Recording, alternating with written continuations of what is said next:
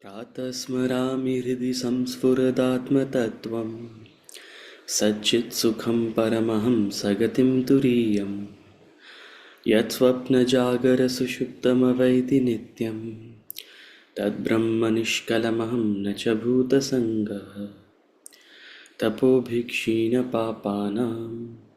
शान्तानां वीतरागिणां मुमुक्षूणामपेक्षोऽयम् आत्मबोधो विधीयते बोधोऽन्यसाधनेभ्यो हि साक्षान्मोक्षैकसाधनं पाकस्य वह्निवज्ञानं विना मोक्षो न सिद्ध्यति। ॐ सहनाववतु सहनौ भुनक्तु सह वीर्यङ्करवावहै तेजस्विनावधीतमस्तु मा विद्विषावहै। ॐ शान्ति शान्ति शान्ति।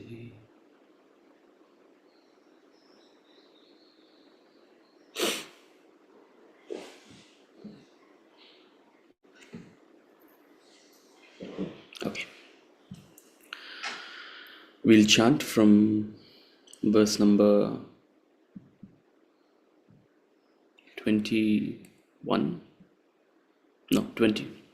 19, sorry, verse number 19 to verse number 23.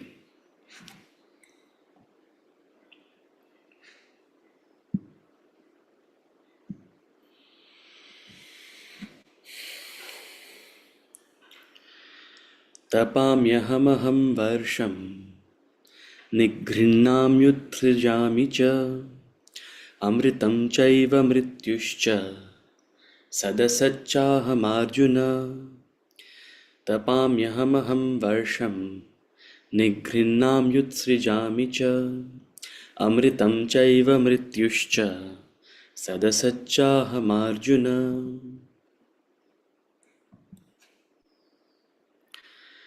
त्रैविद्या मां सोमपाः पूतपापाः यज्ञैरिष्ट्वा स्वर्गतिं प्रार्थयन्ते ते पुण्यमासाद्य सुरेन्द्रलोकम् अश्नन्ति दिव्यान् दिवि देवभोगान्। त्रैविद्या मां सोमपाः पूतपापाः यज्ञैरिष्ट्वा स्वर्गतिं प्रार्थयन्ते ते पुण्यमासाद्य सुरेन्द्रलोकम् अश्नन्ति दिव्यान् दिवि देवभोगान्।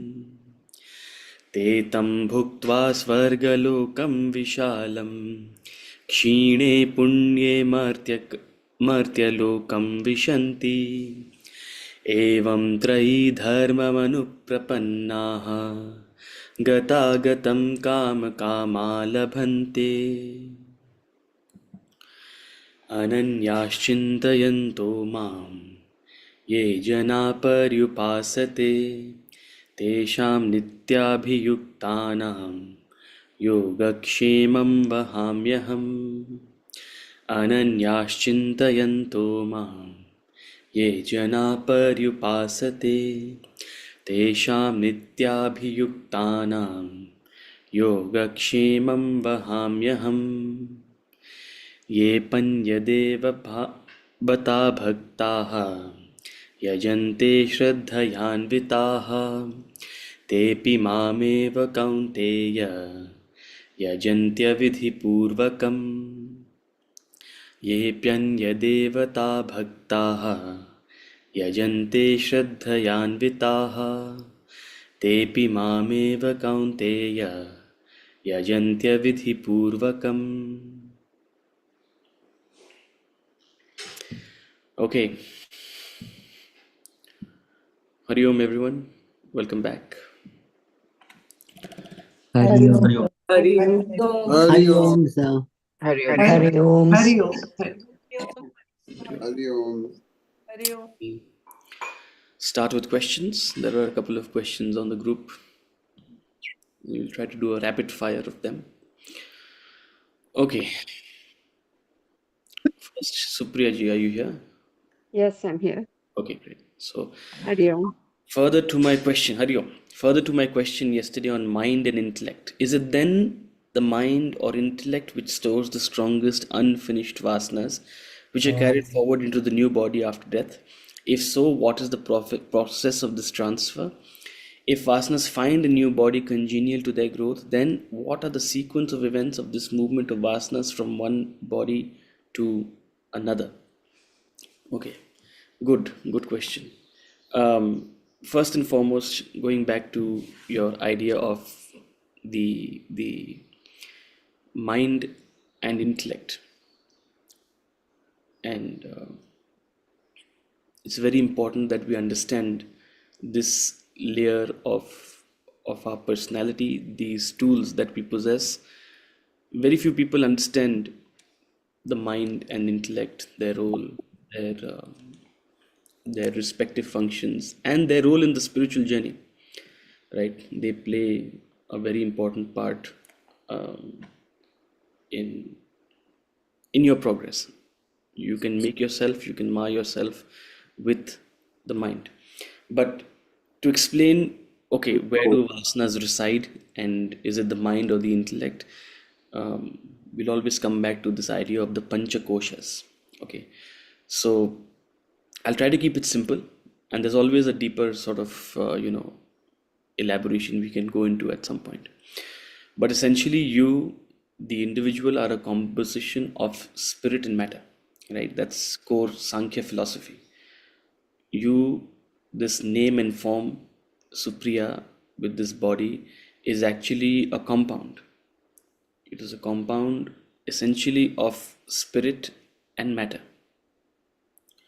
Spirit is the Atman, the self, the core, the godhood, the seat of that sukshma, subtle space that we've been talking about, right? It's like the space inside the pot, right? You are a pot. If you are a pot, the Atman is the space inside that pot. It pervades the pot, it is unaffected by the pot, it is the supporter of the pot, it is the Adhar, right? So that's your Atman. And in ultimately we say that's you, that's the real you.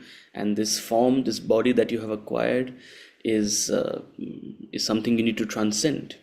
There's actually no difference between the space within the pot and the space outside the pot.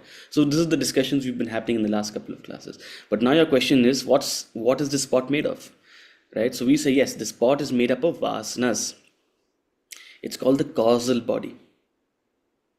Okay, the most fundamental element of your individuality, that which is more than just space, right, is the causal body. It's called the Karana Sharira.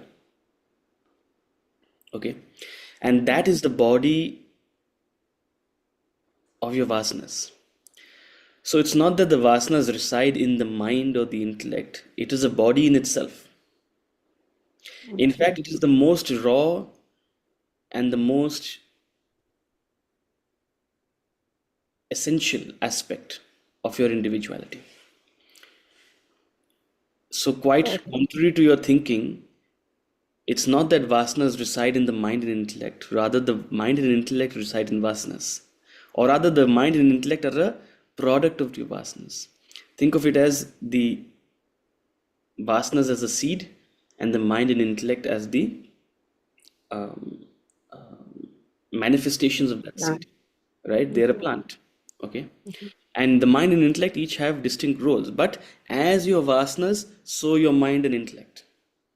Yeah, see, we give flavors to vasanas. We say, okay, vasanas have certain gunas, right? Where you talk of vasanas, there comes the talk of gunas. So gunas can be sattvic, rajasic, tamasic. So vasanas essentially have these qualities, these colors, right? These descriptive sort of tendencies, which are sattvic, rajasic, and tamasic. Tamasic is the state of vasanas that are in inertia, in sleep, in lethargy, in laziness, in indifference.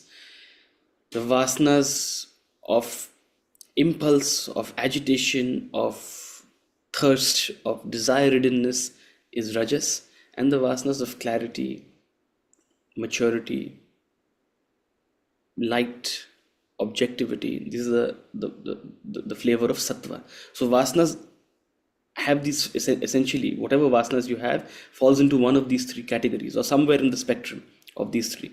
So as your vasanas sow your mind and intellect, if your vasanas are sattvic, your mind and intellect will be sattvic. If your vasanas are rajasic, your mind and intellect will be rajasic. So your mind and intellect are a product of your vasanas and not the other way around. Get it? So the Got it. subtle body, the Vijnanamaya and the Manomaya kosha. The Vijnanamaya kosha is the realm of the intellect, the body of the intellect. The Manomaya kosha is the realm of the mind. They emerge out of the causal body. Right? They're a product of the causal body. Okay. In fact, only a small percentage of your vasanas is manifest right now as your mind and intellect. That's what they say. Your vasanas are huge. They are unmanifest. They are hidden underneath the ground. They only manifest in a conducive environment. That gives rise to the next question. If the vasanas find a new body congenial for their growth, what is the sequence of events of this movement of vasanas? Well, you don't even have to go for new body. Even within this body, your vasanas manifest as the mind and intellect. The mind and intellect is what drives you from one environment to another environment, isn't it? Based on the tendencies of your mind and intellect, based on the thoughts and emotions that arise in your mind and intellect, you take yourself from one experience to another. We call it desire, we call it feeling, we call it wish, right?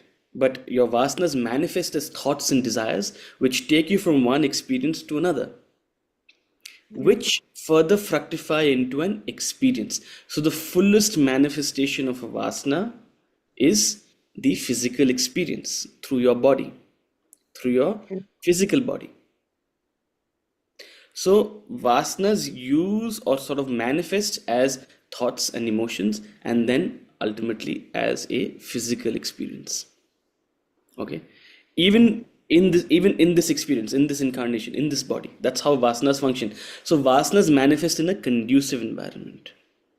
Think of it as your environments almost prompt certain thoughts and feelings, isn't it? If you're sitting in a classroom like this, you'll have a certain kind of thought and feeling.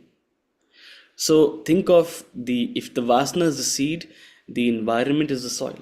If the soil is conducive, the vasana will immediately manifest as thought and emotion. And if it is a really strong vasana, it will force itself into an actual action. Right? Okay. So this is the process of sort of we call it the chronology of action, right? All the way from vasana, thought, desire, and action. I'm gonna try to see if I have that slide. I think I have it. There you go.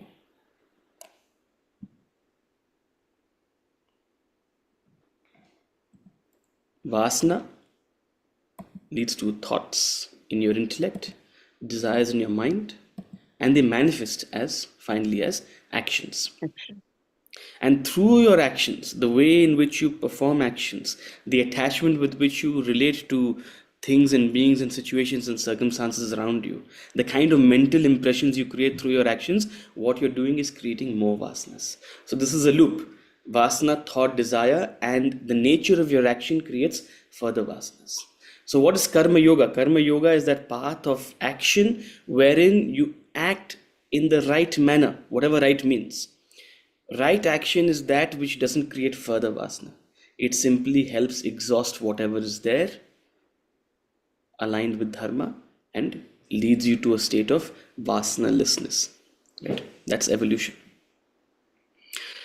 If your question is what happens after death, and I sort of suspect that that's also possibly your question, that okay, if you're talking about finding a new body for their growth, what is the sequence of events of movement of vasanas from one body to another? I don't know what happens after death. Okay, and in fact there are many sort of scriptures. To some extent the Garud Puran talks about it. There is a theory of reincarnation. None, and even your intellect cannot necessarily know for certain. Okay, is there life after that? Even, right? And how does it happen? That's the sort of the next level of a question. The theory of reincarnation is a plausible theory for your consideration, but if you're looking for, necessarily for proof for it, it's going to be, rather difficult to come up with proof. But think of finding a new body just as your vasanas find experience through a body in this, through this body itself, right? Um, that's when we say, okay, that's the magnificence of Prakriti. The magnific the beauty of Prakriti, the beauty of nature is that it sort of, allots the right body for the right vasanas. If you're welcoming a new child into your house, how did that vasana, that bundle of vasana, the child, find this body? Right? That's the magnificence of Prakriti. Right? It ensures the passage of karma. It ensures the flow of karma in not only one body but innumerable bodies. It's a kaleidoscope. It is vichitra. Samsaro ya vichitra. Yamativa vichitra, says Shankara in Bhajagovindam. This samsara is vichitra. It's astonishing. It's incredible. Right? So even that thought creates a sense of devotion in us that I don't quite understand how this is happening, but it seems to be happening. So far, the theory is plausible. It seems to be happening. So there's a mix of understanding and a mix of surrender that you need to bring into to this kind of question. Yeah. Thank you very much. Yeah. A lot of clarity. Thank you. Okay, verse number 16. In the ritual, the practicant oblates Ajya, the ghee, to the sacred fire while chanting the mantra. The ritual symbolizes the range of activities in the world. My question, in this context, since the ritual symbolizes the range of activities,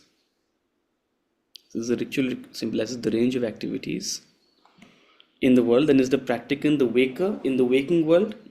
Then what is the sacred fire? What is the ajya? What is the mantra? Here does the sacred fire symbolize purification, transformation using the tools as ghee, karma, and mantra as jnana?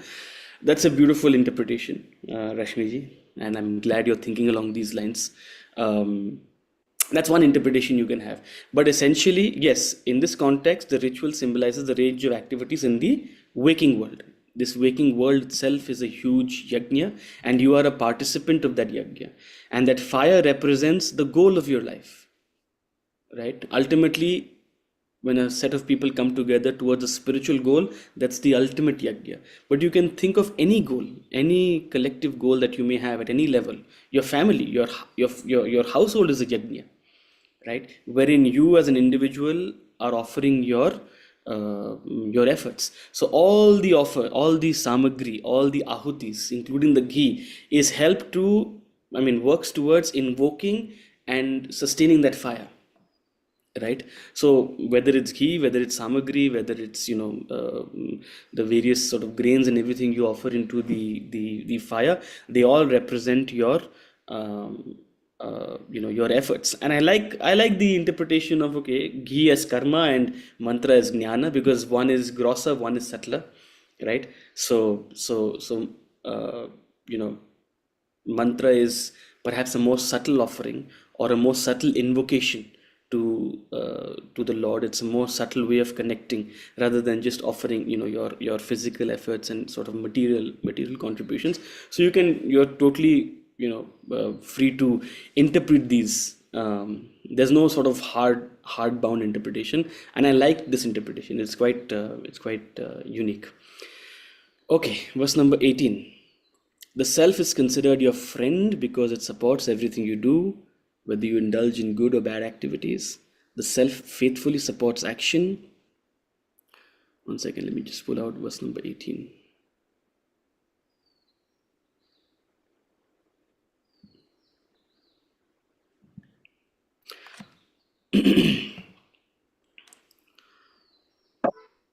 Yeah. uh, the self faithfully supports your actions. It remains always with you, a true friend, as it were. Okay. My question is, why does it say the self faithfully supports your actions? Because the self is like the underlying capacity to act, it's the underlying enlivening principle. Whatever you wish to do with it. Krishna holds a jnana mudra in one hand and a stick in one hand, or a rope in one hand and a stick in one hand. One hand is jnana mudra, the other hand is a rope, there's also a stick in one hand, right? Um, the rope represents a support to ascend spiritually. The stick represents the trials and tribulations of the material world. You can do whatever with the power of Krishna, the power of the self. You wish to engage in mundane activity, you wish to ascend the spiritual ladder, you wish to perform evolutionary activity, you wish to perform devolutionary activity, whoever you choose to be. Because whatever you're choosing to be is what is meant for you right now. That is going to be the avenue, the passage of your growth right now. Spiritual doctrine is not to tell you what to do and what not to do, and there's no fixed set of rights and wrongs.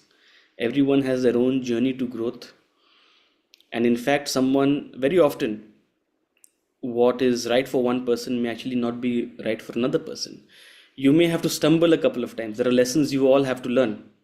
Swami Chinmayananda famously said to one of his students who came to him, Swamiji, I want to study with you. I want to study the Shastras. He said, have you experienced life? Have you tasted life? And then he asked him a set of questions, which may seem so unspiritual. He said, have you had a girlfriend? I'm paraphrasing, but this is essentially what he had. Have you ever been with a woman? Have you tasted material pleasure? He said, go and do those things first. Of course, that was the assessment Swamiji made of that student. That's what he needed. That's the role of a guru, to assess you. So, going into the world and doing what manifesting whatever vasanas, desires were in that person was right for that person spiritually. And the self supports that.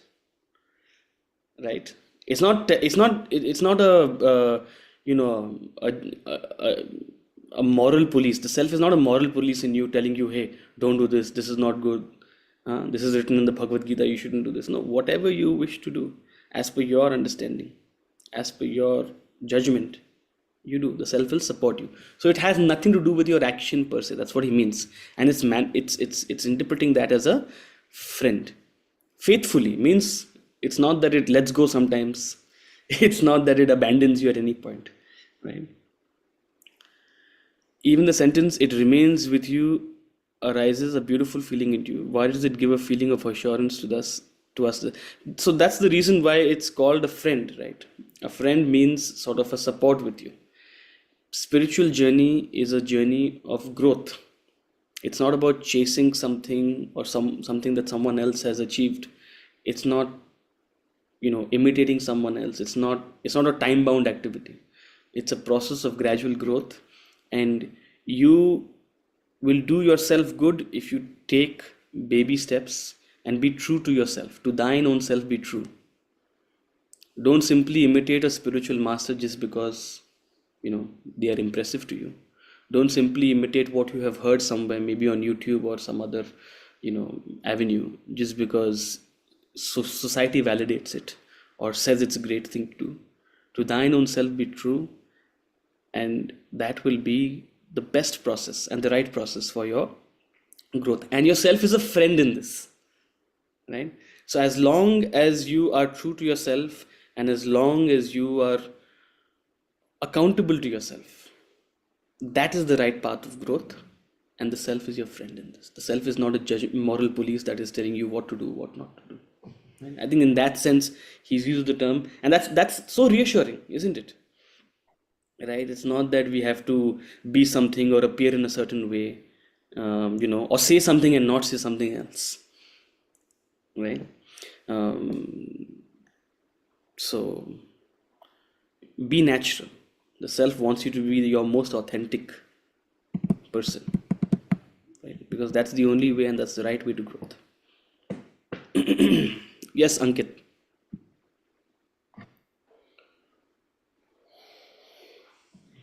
Yeah. Hi.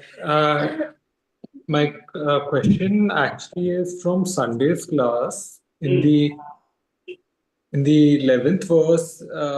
While discussing it, fools disregard me, dwelling in the human form, not knowing my supreme nature, the great Lord of beings. You had explained it as that people who think of God as confined to a human form uh, are fools. Uh, and Swamiji, in his explanation over here, uh, has spoken of, has interpreted this verse as people who do not recognize the self, which is enlivening the human body, as being in a state of delusion. So I know both ideas are correct, but in the context of this particular verse, which is like how should we look at this verse? What was your second thought? What is that? The second perspective? I just missed that. Swamiji has basically interpreted this verse as, people who do not recognize, the self inhabiting the human body and enlivening it, and sort of like, recognizing the divinity that is within the human body as being fools or being in a state of delusion. Yeah. Which is it? 11th. No, which line are you? I mean, across the entire explanation, but yeah, Why doesn't in the same, without the power the of the self, the second. body, mind, intellect is inert in mind, power in human beings. Okay.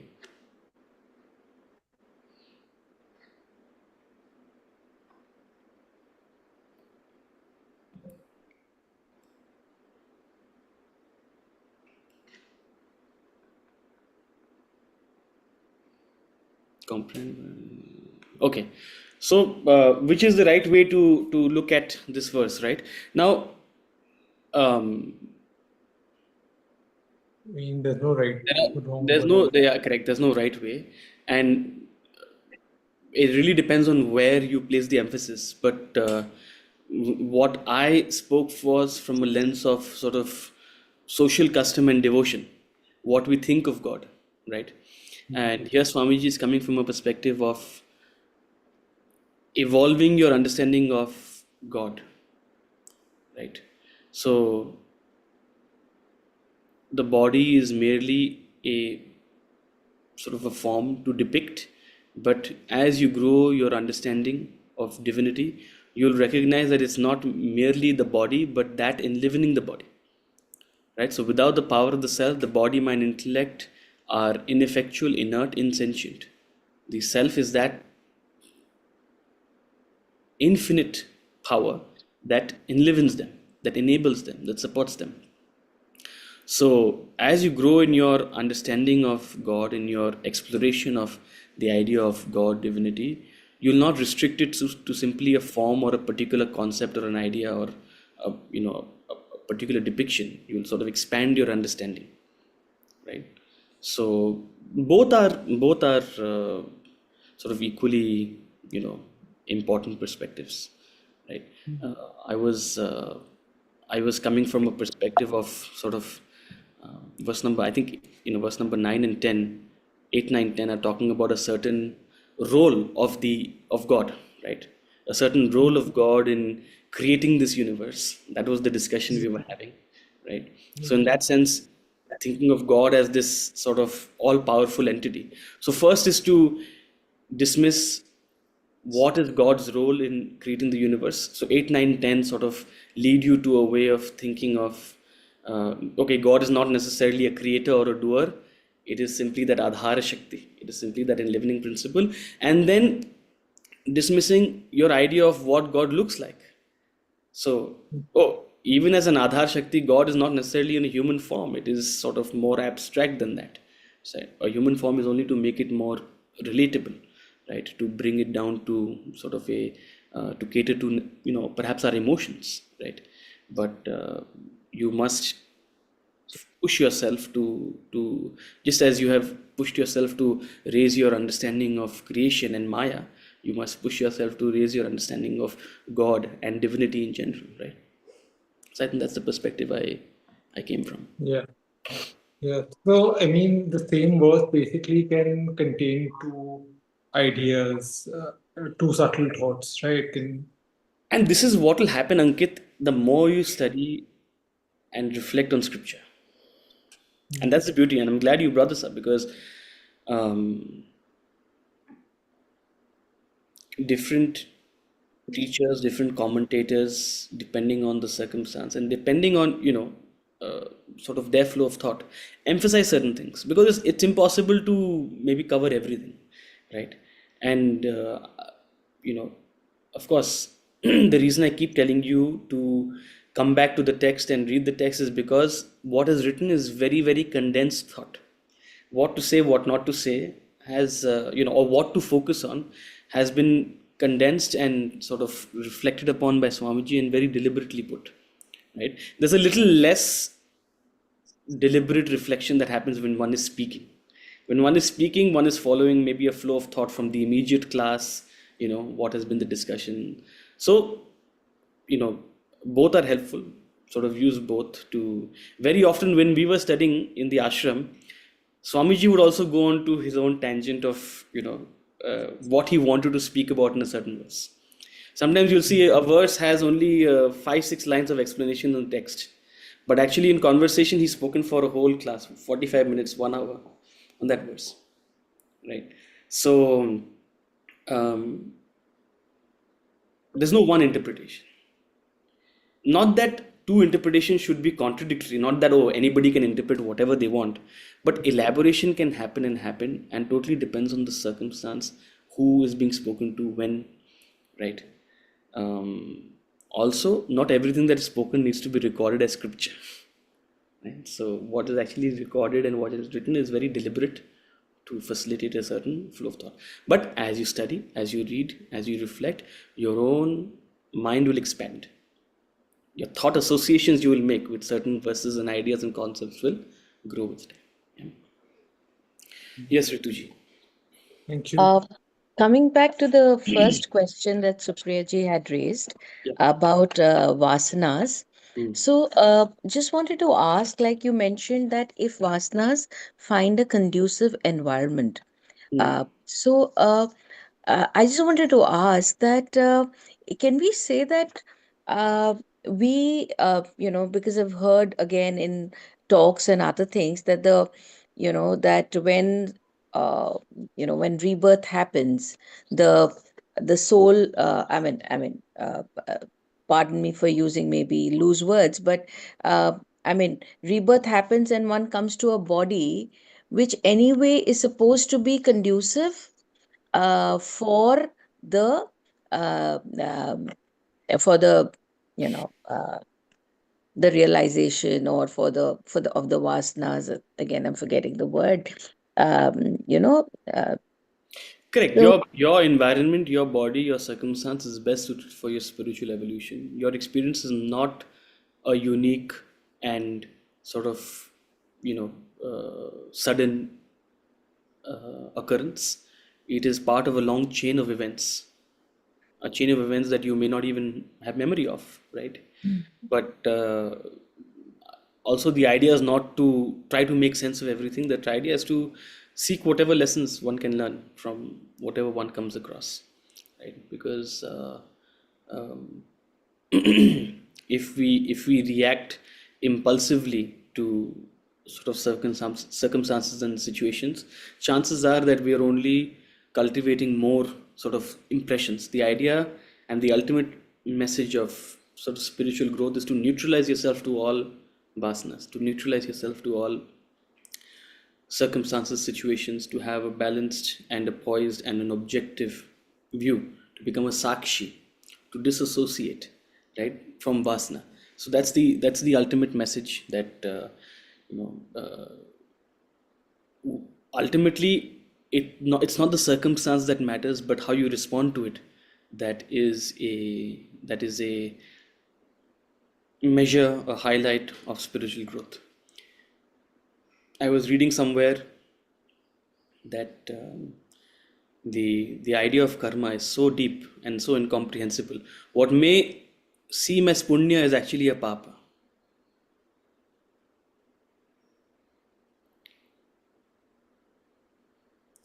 You think getting a lot of wealth and fame is punya, and then suddenly what happens? Your life comes under an extreme microscope, and you're driven to such a hell because you feel that you're being watched every moment. Is it punya or is it papa? I'm not concluding it. I'm only trying to reflect on what that could have possibly meant, right? So we break out, we sort of simplify karma into punya and papa. But what is punya and what is papa? Because what may appear as punya is what you actually wish for. What you wish for, you actually qualify as punya. Oh, you wish for money, so when you get money, you say, oh, I must have done punya to get it. You wish for fame, you wish for success, oh, that means I must have done punya to get it. Or this is me reaping my punya. But is it actually punya? What rabbit hole has it led you down? How has it changed your life? Has it changed your life for a better spiritual experience? So what's your yardstick of punya and papa also? It's deep, it's gehera, it says, right? It's incomprehensible. Ultimately, what is truly beneficial for you is a state of being, a circumstance that makes you reflective, conscious, aware, poised, objective. Of course, a good circumstance helps. A comfortable circumstance helps. Nobody's discounting that, right? But that's why they say that as you grow spiritually, Krishna says earlier in the Bhagavad Gita that you are born into a family of peace and prosperity, because that's an environment where that supports objectivity. Relative peace and relative prosperity is where your mind can be at poise. And ultimately, what is even more of a spiritual gift for you is if you're born in the environment of wise sages, a family of wise sages, where contemplation, reflection, consciousness, awareness, objectivity is placed at a pedestal. That's what is given the ultimate importance. In this chain, I mean, if you could reflect a little bit upon when someone says you choose your environment, or you choose your family or your friends or the people you're surrounded with. Your vasanas choose. Your vasanas are finding a medium of expression. And that is and your vasanas are nothing but the momentum of your past experience, right? So even within this life, a momentum of your past experience for the last couple of days, whatever you've been churning, whatever you've been thinking about, whatever you've been wishing for, you take yourself to that experience, right? Isn't it? You find see, don't think of body only as a physical body. Even your environment is a body. Even your circumstances is a body. Now your mind, your thoughts, your feelings, your emotions, your ideas, which are nothing but an expression of your vasanas, have brought you here, right? So your vasanas seek the experience. Your vasanas seek the environment. So in that sense, you choose the environment, you choose the body, right? But that has been dramatized in the theory of reincarnation as you talking to perhaps Lord Yama, or you talking to some other devta, and they, granting you a certain boon. That's been dramatized in that manner, right? Okay. Thank you. Verse number. So someone wanted, I think Munmunji wanted me to talk a little bit more about Bijam Avyayam. So as we said last time, Bijam Avyayam. Unlike Vasanas are also receipt, isn't it? When we explain Vasanas, we say Vasanas are like a seed that grow into thoughts, desires. But what happens to vasanas? Once a vasana grows, it dies away. It manifests and it sort of, exhausts self. Just like a normal seed. Once it sprouts into a sapling, the seed itself perishes. Part of the seed grows into a stem, part of the seed grows into the roots, and the seed itself vanishes. You see 10 days later, there's no seed. So seeds, like vasanas, are perishable. They have a certain function to manifest and itself die away. But bijam avyayam, the ultimate seed, the underlying invisible inherent seed, the original seed, the permanent seed, is bijam avyayam. What is creating, sustaining, and into which everything is dissolving. A seed that, no doubt, from which creation emerges and into which creation dissolves, but itself remains unaffected. Itself remains unchanged. And this is what is highlighted in the famous Upanishadic invocation. Purnamadah Purnamidam Purnat Purnamudachyate Purnasya Purnamadaya Purnamevavashishyate. Purnam Adah, that is Purnam. Adah means that, tat. Purnamadah, Purnam Idam. This which has come out of that, this manifest world, which has come out of that unmanifest, invisible reality, is Purnam. Why? Because the quality of infinitude, the quality of the rope is reflected in the snake.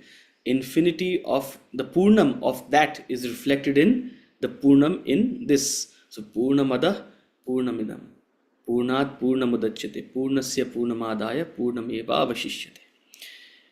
In emerging from that, this has come out, but that is unaffected.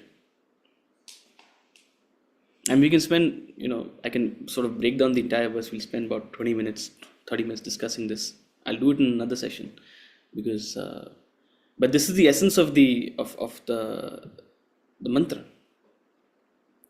That is unchanged, even though this is emerging out of that. That infinite is unchanged, even though this infinite is coming out of that.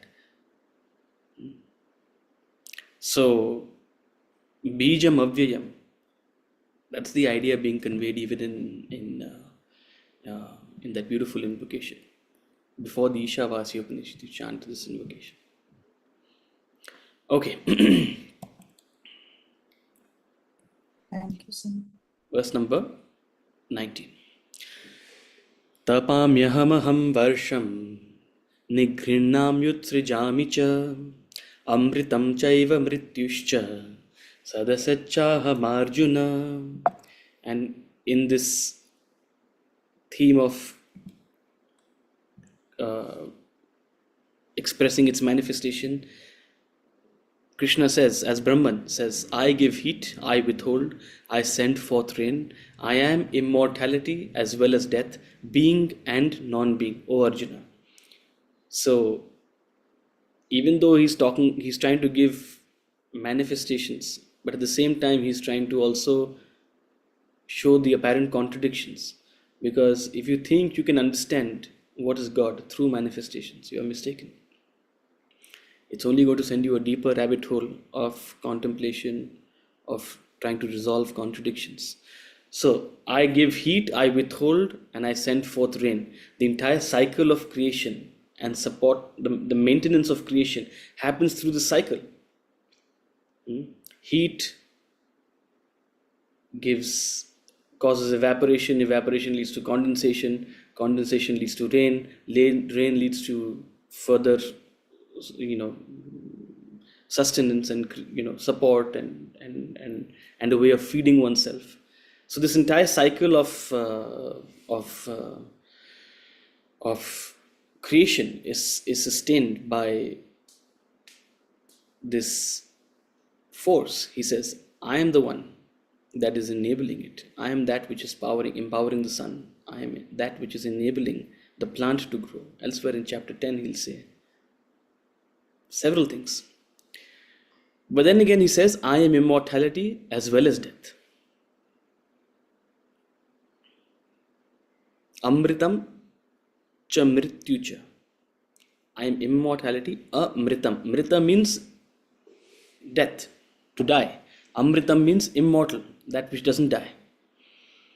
And mrita, mrityu, death. I am immortality as well as death, being and non-being, O Arjuna. When something is beyond the opposites, when something is all pervading, when something is transcending these pairs of opposites, this is what he's trying to convey. I am beyond these pairs of opposites.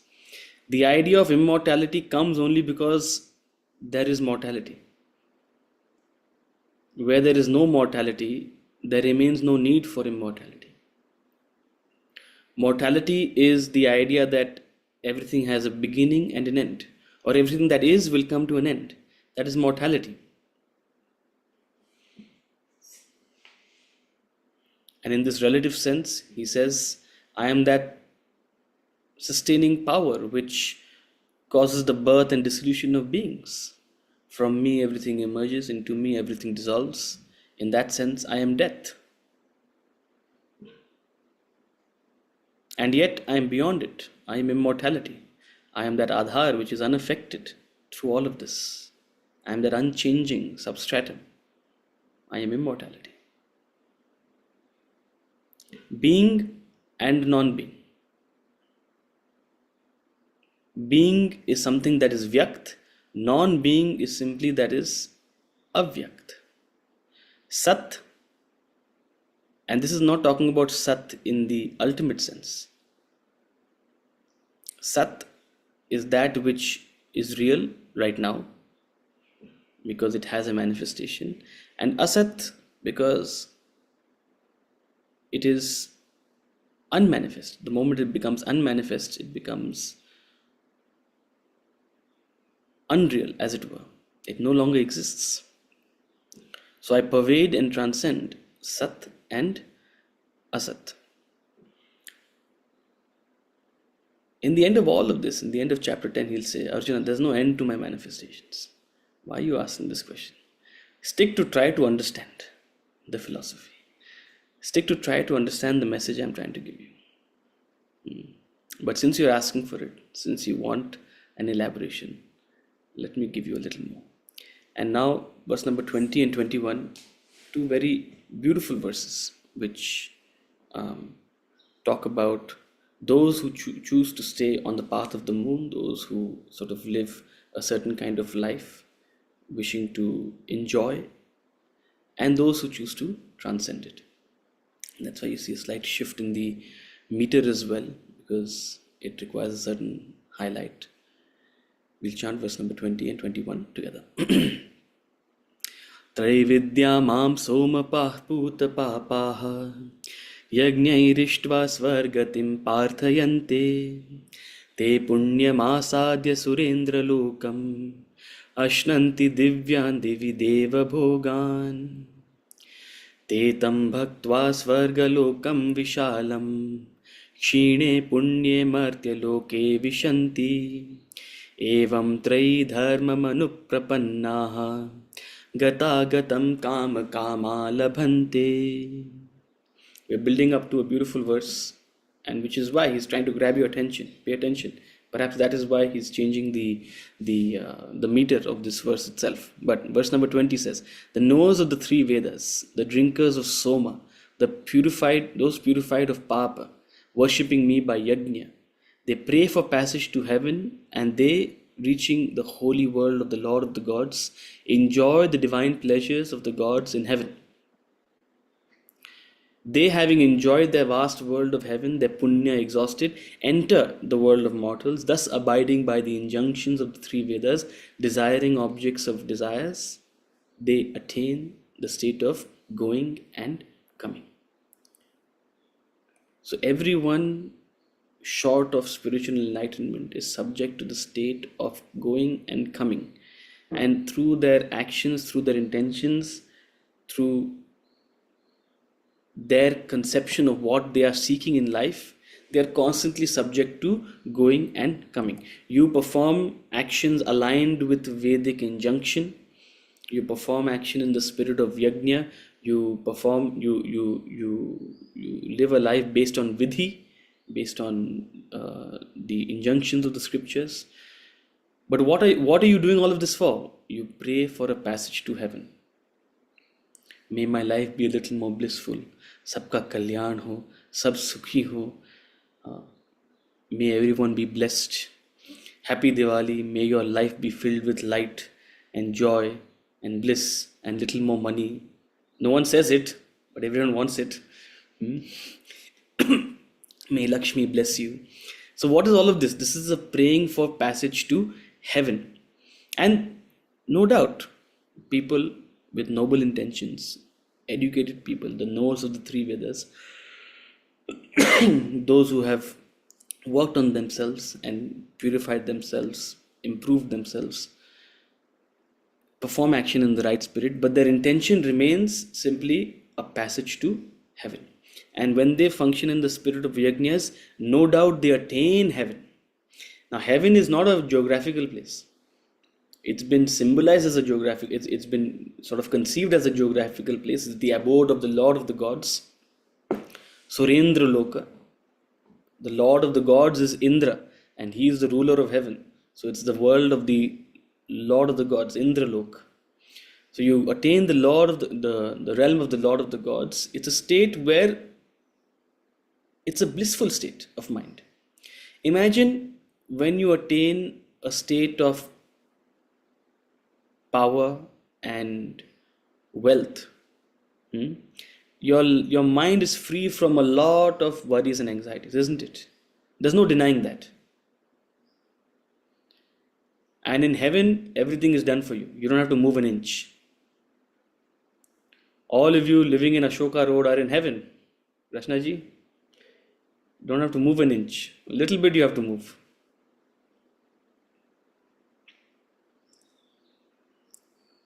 A state where sort of any wish will be granted. So it's a realm of the divine pleasures of the gods. You're no less than among the gods. But having enjoyed that vast world of heaven and their punya exhausted, they enter back into the world of mortals. Means they are subject to the cycle of karma. They are subject to the cycle of karma. And thus, abiding by the injunctions, desiring objects, they go and come, go and come, go and come. And human endeavor, human objective, because it remains limited to simply attaining heaven, because it remains limited to only getting a better life, this is what are the boundaries of that process. This is the boundaries of that sort of achievement. However, it is possible to achieve this through the Vedic injunctions. The Vedas very much talk about it. There is kamya karma, there is punya karma, actions which, and coming back to this idea that Rashmiji asked, the self is your friend in all of this. There's no problem in all of this. There's no moral wrong that you're doing. So the scriptures are prompting you to, of course, at least live at this level, and then lift yourself further. Ask the question, what more? Is there something more to achieve in life than simply attaining the pleasures of heaven? Or having attained the pleasures of heaven, where else is there to go? Is there something beyond punya? Right? So, selfish action leads to a hell. Unselfish action, or relatively unselfish action performed in the spirit of a yajna, leads to heaven.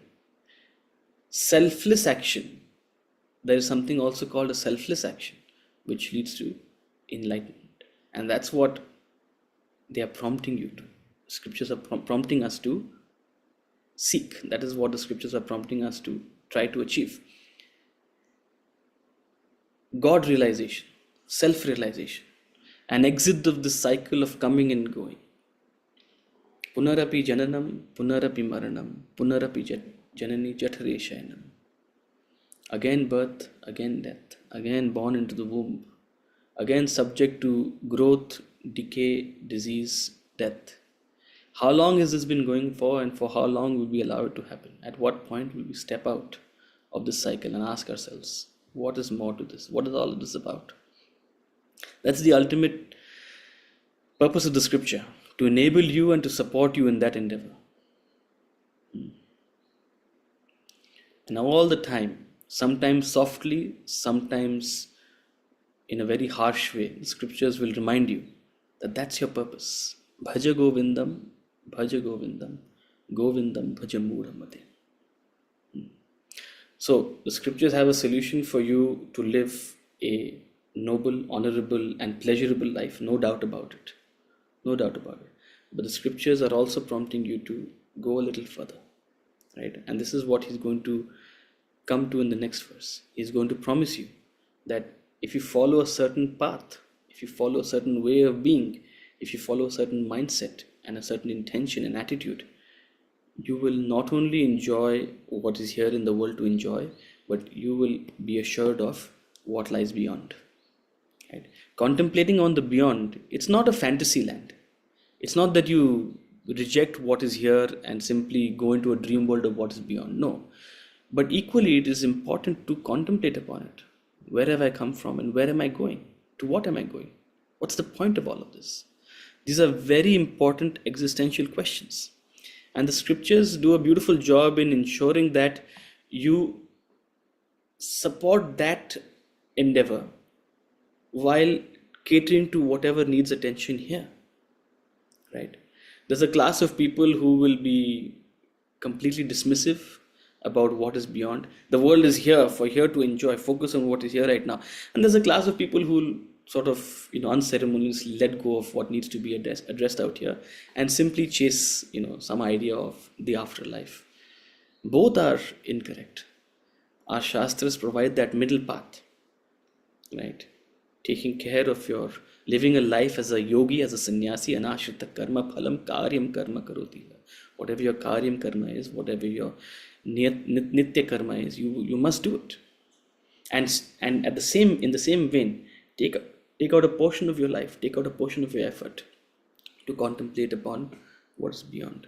That's the beauty of this journey. I'm purposely not stepping into the next verse because it'll take some amount of time, some amount of sort of dedicated energy to study it. So we'll start with that verse in the next class and make sure we give 15-20 minutes to that verse in the next class. But with that thought, we'll conclude today, and I'm happy to take up any other questions. So you Uh, have one of my question. Yeah. Sorry? So 18th verse, you haven't answered Rashmiji's questions on the 18 verse. Oh, okay. Oh, I saw a bunch of deleted messages. Okay, sorry. I thought those were deleted. Okay. uh, Bijam Avyayam, imperishable seed. Brahman is the primeval cause which remains imperishable even after beings arise of it. My question.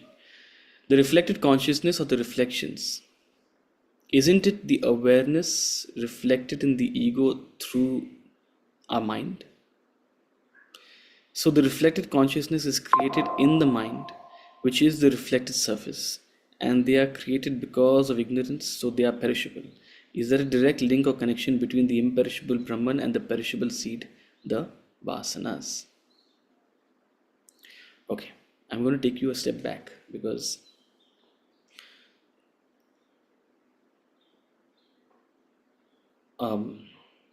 the reflected consciousness or the reflection, isn't it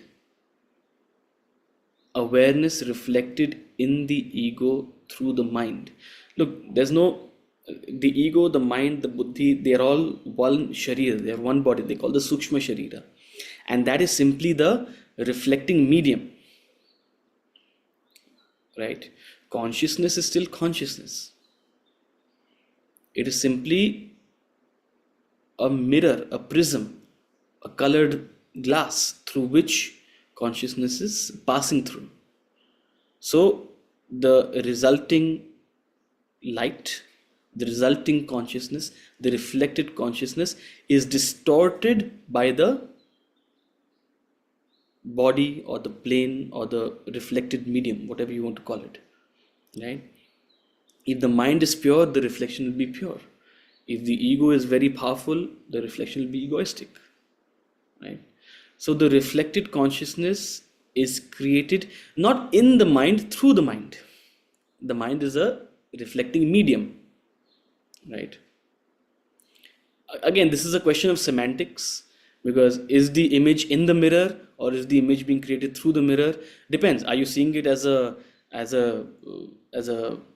mirror, or are you seeing it as a glass which is simply allowing light to pass through, right?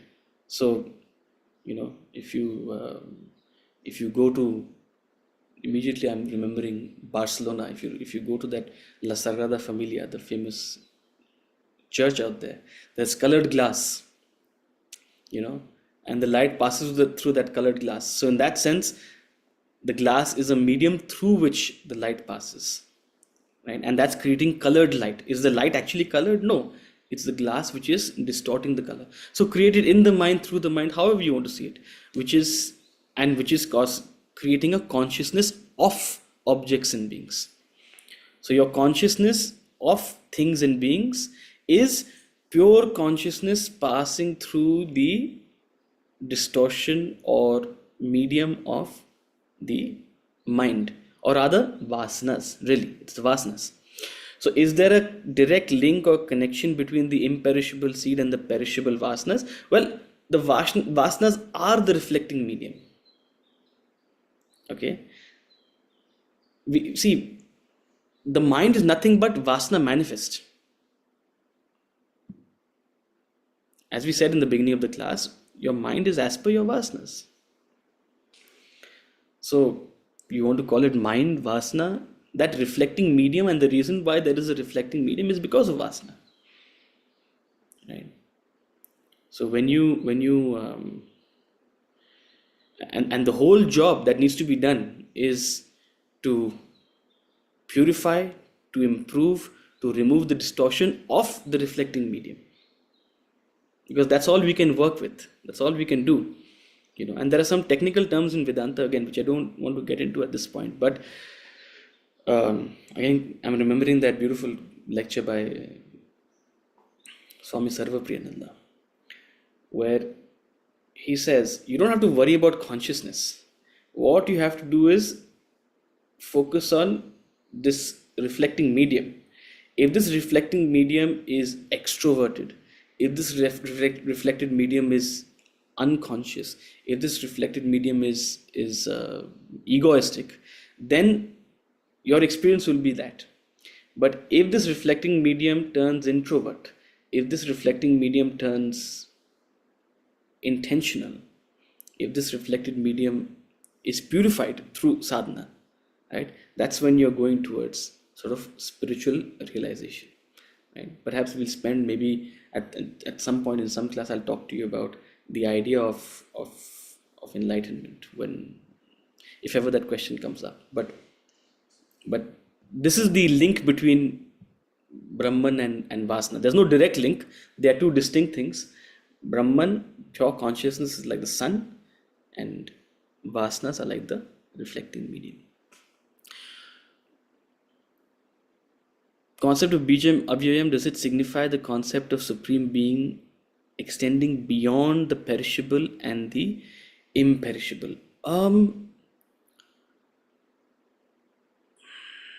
Sure. In a way that, vasanas themselves are relatively imperishable, or they are less changing.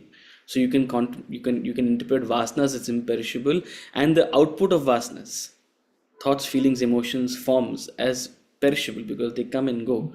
And beyond this sort of play of manifest and unmanifest, beyond this play of perishable and imperishable, is a higher imperishable. In fact, he talks about that in the Bhagavad Gita. But directly, this concept of Bijam Avyayam is not talking about, what you're hinting at is actually Uttama Purusha. Uttama Purusha is beyond Kshara and Akshara, right? So Bijam Avyayam is not sort of directly, addressing that idea. At least not yet. The seed, the vasanas are perishable, but the Brahman is unknown, imperishable. So Brahman is therefore imperishable seed.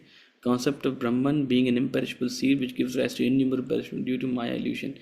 Is this a study to remove all misconception as being confined to the parameters of the world?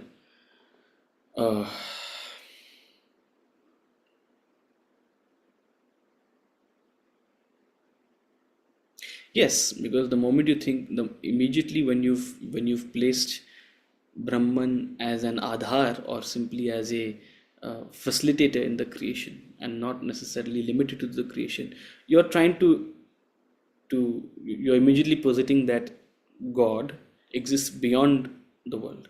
But still you're confining it in a sense of, oh, it is that imperishable which supports this perishable. So that's called Akshara. Akshara which supports the Kshara. But then he's going to push your understanding. No, I'm not just Akshara. I am Uttama Purusha. But we haven't come to that portion yet. Akshara, Uttama Purusha is coming up. It's coming soon, but it's not there yet. So either you're reading ahead or I don't know how you're making these connections, but this is we're not quite there yet with the concept No, of. I'm not reading ahead, sir.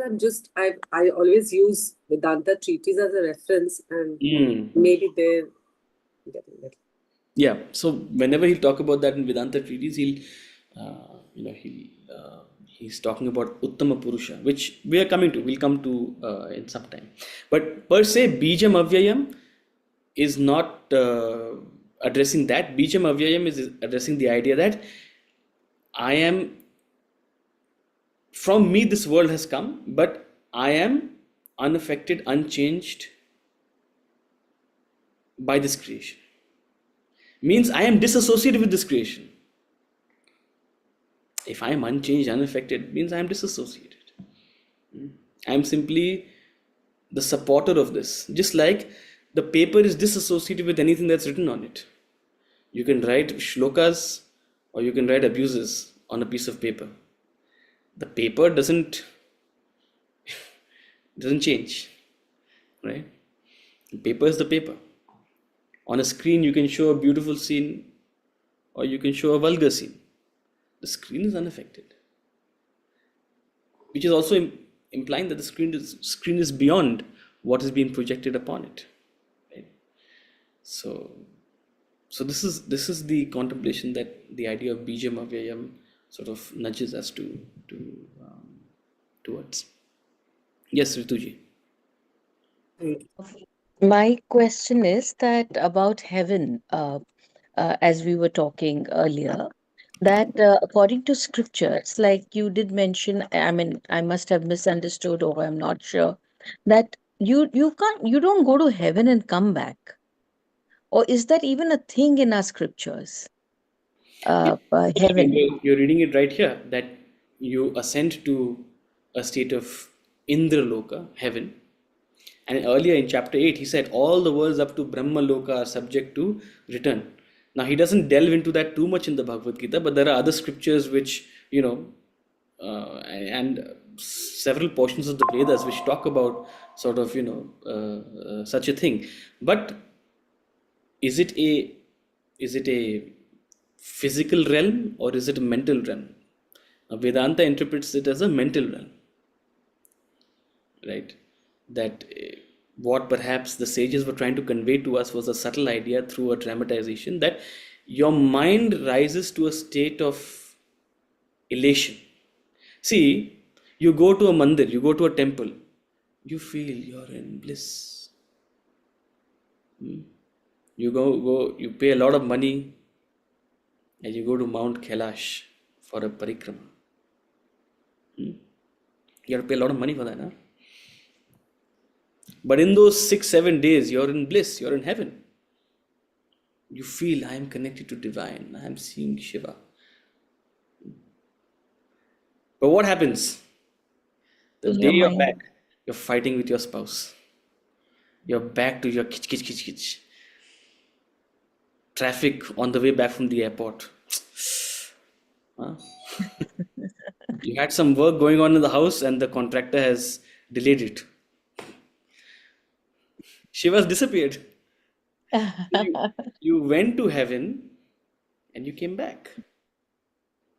That Now, a way. certain amount of punya, a certain amount of effort you did, a certain amount of work you did, took you there, enabled that experience. But you didn't quite reach the subtlest realm of that experience. You didn't quite attain the permanent experience. So you came back. You didn't bring Shiva with you. Right? And the endeavor of Vedanta is to bring you to a permanent experience. So wherever you go, you carry Shiva with you. Rather, when you go, you don't even come back. If you Or you don't, don't even have to go. Or you don't even go. Right? so is there Also, a but there's no hell concept in our of scriptures. course, there is hell.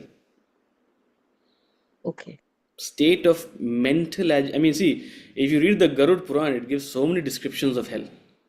But again, they are mental states of being, right?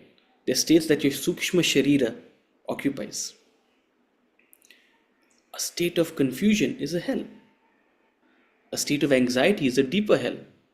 A state of absolute panic is a deeper hell.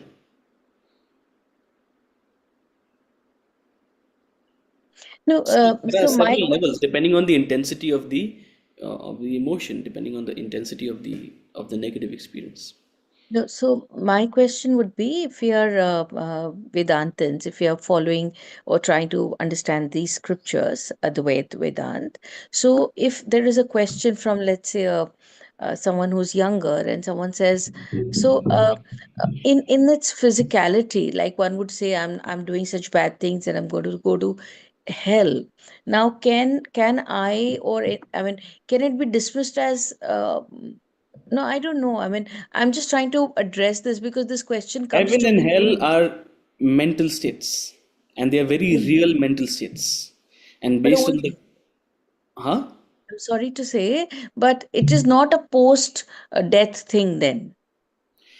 It's not only a post-death thing. If it happens post-death, well, then you will have to ask someone else to help you. I can't help you. But if it happens in this life, we can talk about it and we can help you come out of it. Sure. Right? No, Does so it, does if it, does it happen post-death? I don't. Well, the scriptures dramatize it in a certain way, right? The no, but Guru does Puran. Bhagavad Gita talk about it? No, the Bhagavad Gita doesn't talk about it. But the Bhagavad Gita talks about after death, doesn't it? It says if you live a certain life, Durgadim tat gacchati, you will never come to grief. If you live a certain life, you will be born into a family of peace and prosperity. If you live a certain life, you'll be born into an environment of wise sages. So the Bhagavad Gita is endorsing this idea of reincarnation.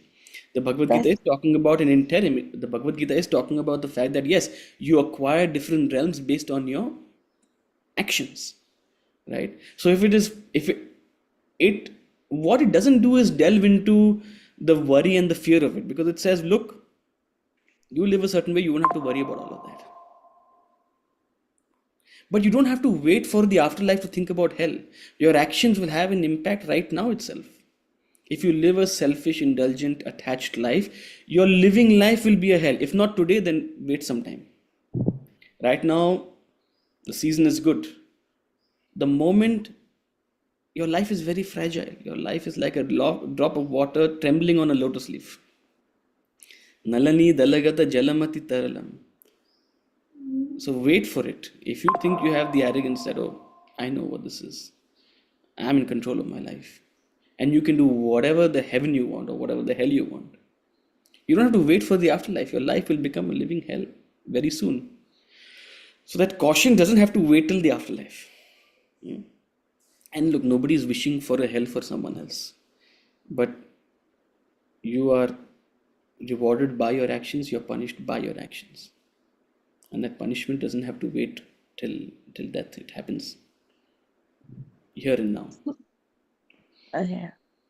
So actually, what I'm trying to seek or understand is that if someone who's much younger to me, let's say generation wise, if someone asks me that, I'm doing such bad things and I'm going to go to hell, is it okay to say that I don't know about the physical? I mean, like you just said, I mean, so one endorses the physical hell or heaven, or one says, no, it's all here, that way. Again, depends on the level of the person's cognitive ability to think of symbolisms, right? But if I were you, I wouldn't dismiss it entirely. What I would rather say is, sweetheart, you won't have to wait to go to hell. Hell will come to you. Huh? When they say that I will go to hell, don't worry. Hell, hell is waiting to come to you. Huh? So, and it'll come to you before you can. And equally, the scriptures say, equally, the Bhagavad Gita says that if you align your life with these higher values, you can lift yourself up from the deepest of hells. So, the path of heaven or hell, whether in this life or the afterlife, is in your hands, is in your choices. So, if you have the consciousness, if you have the capacity to reflect on your action, and you are recognizing that, oh, why are they saying I'm going to go to hell? Because they recognize, okay, something I'm doing is not quite right. It's like conscience speaking. So I would use it as a chance to nudge them to heed the conscience, to speak more to this inner voice in them, right? So I would see it as a positive sign if someone is worried about hell. So fear is used at a certain level of thinking. And naturally, when someone rises to a higher level, then fear may not be required. But fear need not be dismissed. It has to be leveraged, right? Thank you so much. Yeah. Okay. With that thought, we'll conclude today. And for those of you in Calcutta, there's your manifestations have worked. So this Sunday we'll have a physical class. Okay. Is Divyaji here? Yes, I am. Okay, so Divyaji has been waiting in line to host class, and everyone beats her to. So this time she got me first. So I'm going to be attending class at her place. So if you're in Calcutta, please do come across, and we'll see you there on Sunday. For the rest of you, we'll meet you here. So it'll be a hybrid class. We'll meet on Zoom as usual, right? So it is at 8 then or 7? 8. Otherwise, yeah, 8 o'clock. Okay, we'll see you on Sunday. Hari Om.